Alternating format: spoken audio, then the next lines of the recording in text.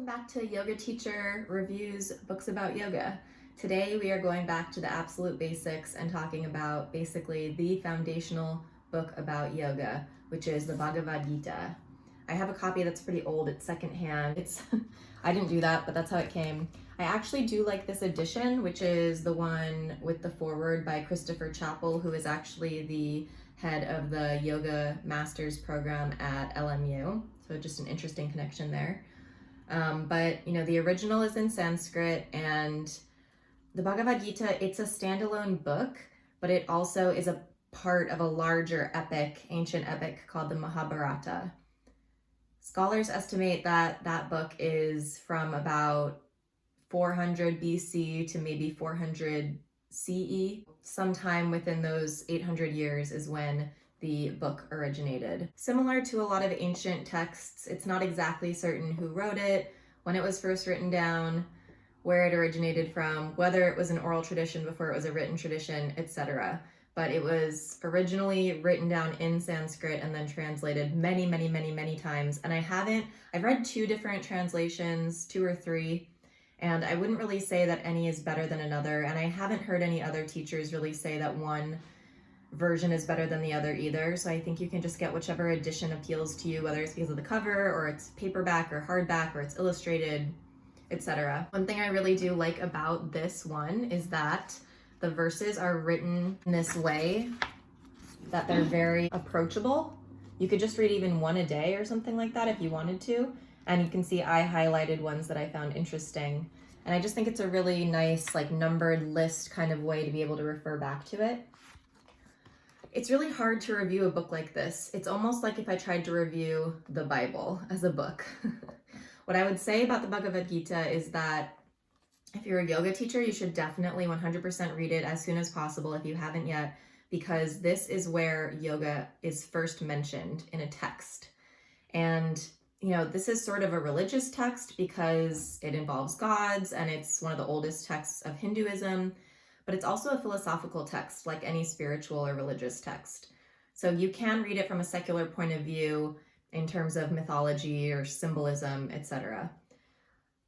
So having said that, I personally don't really enjoy books that are very old or religious in nature. I include the Bible, but the reason that I find this important is just that it's historically significant. It is the basis on which all of yoga, including the yoga we practice today, has been drawn from.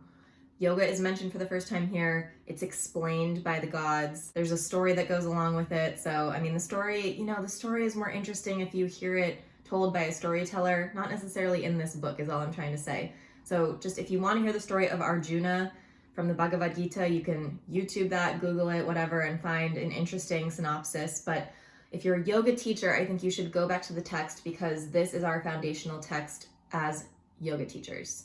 And anyone who's really serious about doing yoga, who sees yoga as their spirituality or their practice in life that is like the be-all end-all, then I would recommend this book to you. However, if you just like doing yoga and you're not very interested in the other limbs, by which I mean the lifestyle things having to do with yoga outside of asana. So asana is just one limb out of 8.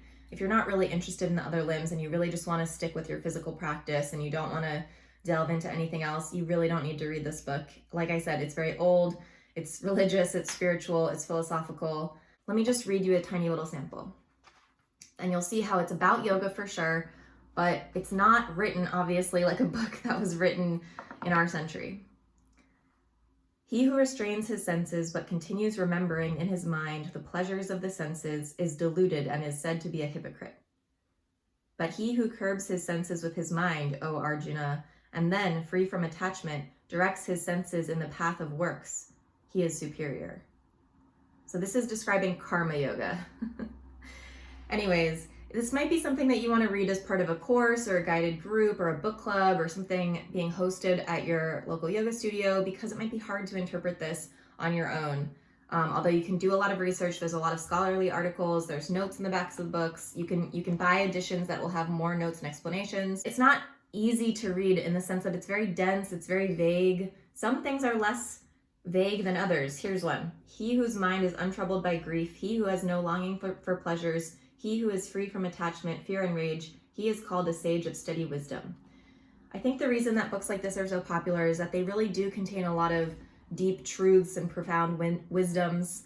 And if you get an edition like this that was translated more recently, such as I think this was first translated in the 80s and then updated in the 90s, but I think there are actually more current or up-to-date translations so that they're translated in a way that makes it more approachable to a contemporary reader. So you can look for that if you struggle with translations that are a little bit vague or not written in our kind of colloquial language. So let me know if you have questions about the Bhagavad Gita. This is the end of the book review for today. If there's anything I didn't cover, please drop a comment below, subscribe if you haven't yet, and I'll talk to you again soon.